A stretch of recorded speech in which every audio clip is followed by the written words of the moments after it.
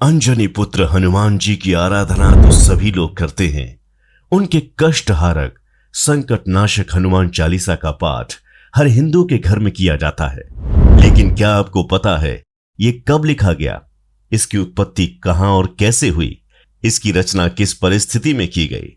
आज हम इसकी जानकारी आपको प्रदान करने जा रहे हैं। ये अकबर और तुलसीदास जी के समय की बात है। अब शाम ढलने को आई।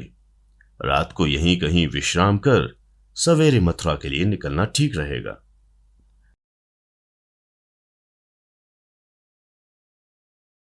अरे भाई देखो, आज हमारे गांव में तुलसीदास जी पधारे हैं। मैंने स्वयं उन्हें वृक्ष के नीचे विश्राम करते देखा है।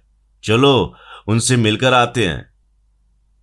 जैसे ही लोगों को पता चला कि तुलसीदास जी आगरा में पधारे हैं, तो ये सुनकर उनके दर्शन के लिए लोगों का तांता लग गया। जब ये बात बादशाह अकबर को पता चली तो उन्होंने बीरबल को अपने पास बुलाया। बीरबल, चारों लोग तुलसीदास की बातें कर रहे हैं। आखिर ये तुलसीदास है कौन? बादशाह, आप जिनके बारे में पूछ रहे हैं वो महान राम भक्त हैं। तुलसीदास जी ने रामचरितमानस की रचना की है। मैं भी उनके दर्शन करके आया हूं। जब तुम इसके दर्शन करने के लिए गए थे तो जरूर कुछ खासियत होगी उनमें। अब तो मेरे दिल में भी उनसे मिलने की ख्वाहिश जाग गई है। मैं भी उनसे मिलना चाहता हूं। जाओ, तुलसीदास को कहो मैंने उन्हें बुलाया है। बादशाह अकबर ने उसी समय अपने सिपाहियों की एक टुकड़ी तुलसीदास जी के पास भेजी और तुलसीदास जी को बादशाह का पैगाम सुनाया और बोले, तुलसीदास जी, बादशाह अकबर ने आपको याद किया है, इसलिए कल सवेरे आप लाल किले में हाजिर हों। मैं तो भगवान श्री राम का भक्त हूं। मुझे बादशाह और लाल किले से क्या लेना देना? उनसे कह दो मुझे क्षमा करें। जब ये बात बादशाह अकबर तक पहुंची तो अकबर गुस्से में लाल पीले हो गए। जाओ, जाकर इस गुस्ताख तुलसीदास को जंजीरों से जकड़कर मेरे सामने लाओ। तुमने मेरा आदेश ठुकरा दिया। तुम्हारी इतनी हिम्मत! अब कहो, कैदी बनकर तुम्हें कैसा लग रहा है? मुझे इसका कोई दुख नहीं। जो हुआ भगवान राम की कृपा से हुआ। आगे भी जो होगा उन्हीं की कृपा से होगा। ओह, तुमको बेहद घमंड है अपनी राम भक्ति पर। यदि सचमुच तुम्हारी भक्ति में इतनी शक्ति है तो कोई करिश्मा करके दिखाओ और अपने आप को आजाद कर लो। लोग मेरे बारे में जो समझते हैं उनकी श्रद्धा है, पर मैं तो अपने आप को सिर्फ भगवान श्री राम जी का एक छोटा सा भक्त मानता हूं। वैसे भी मैं कोई जादूगर नहीं हूं जो आपको कोई करिश्मा दिखा सकूं। सैनिक, इसको इसी तरह जंजीरों से जकड़कर काल कोठरी में डाल दिया जाए। सैनिकों ने उन्हें कारागार में डाल दिया। तुलसीदास जी दुखी हो गए, परंतु प्रभु की कृपा मानकर उन्होंने इसे भी स्वीकार किया। दूसरे दिन भोर होते ही अचानक सैनिकों को कुछ अजीब सी आवाज सुनाई पड़ी।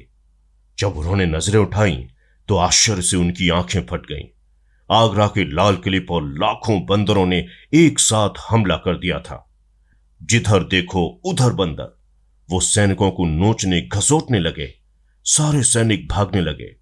बंदरों ने पूरा किला तहस नहस कर डाला। लाल किले में त्राही त्राही मच गई। तब सैनिक भागते हुए बादशाह के पास गए। सारा माजरा सुन अकबर ने बीरबल को बुलाया। बीरबल, ये क्या हो रहा है? इतने सारे बंदर एक साथ आए कहां से?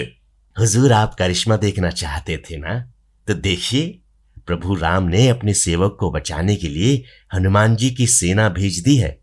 अकबर को अपनी भूल का एहसास हुआ। उसने तुरंत तुलसीदास जी को काल कोठरी से निकलवाया, उसकी जंजीरें खोल दी। अकबर ने तुलसीदास जी को अपने पास बुलाया। आखिर आपने ऐसा क्या किया जो बंदरों ने यहां हमला बोल दिया? मुझे बिना अपराध की सजा मिली। मैंने काल कोठरी में भगवान श्री राम और हनुमान जी का स्मरण किया। मैं रोता जा रहा था और रोते रोते मेरे हाथ अपने आप कुछ लिख रहे थे।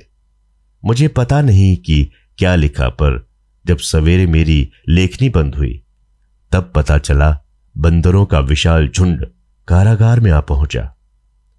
ऐसा क्या लिखा आपने? मैं भी देखना चाहता हूं। तब तुलसीदास जी ने कारागार से वो पुस्तक मंगाई जिसमें हनुमान जी की 40 चौपाइयां उन्हीं की प्रेरणा से लिखी गई थीं।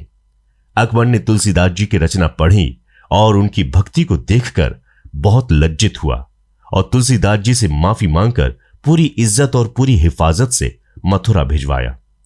कारागार से छूटने के बाद तुलसीदास जी ने लोगों से एक ही बात कही, जैसे हनुमान जी ने संकट की बेला में मुझे कारागार के कष्टों से छुड़वाकर मेरी सहायता की है, उसी तरह जो भी व्यक्ति कष्ट में या संकट में इस चालीसा का पाठ करेगा उसके कष्ट और सारे संकट दूर होंगे। इसको हनुमान चालीसा के नाम से जाना जाएगा। इस तरह हनुमान चालीसा की उत्पत्ति हुई।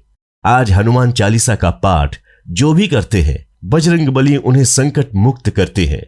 हनुमान जी को इसलिए संकट मोचन भी कहा जाता है।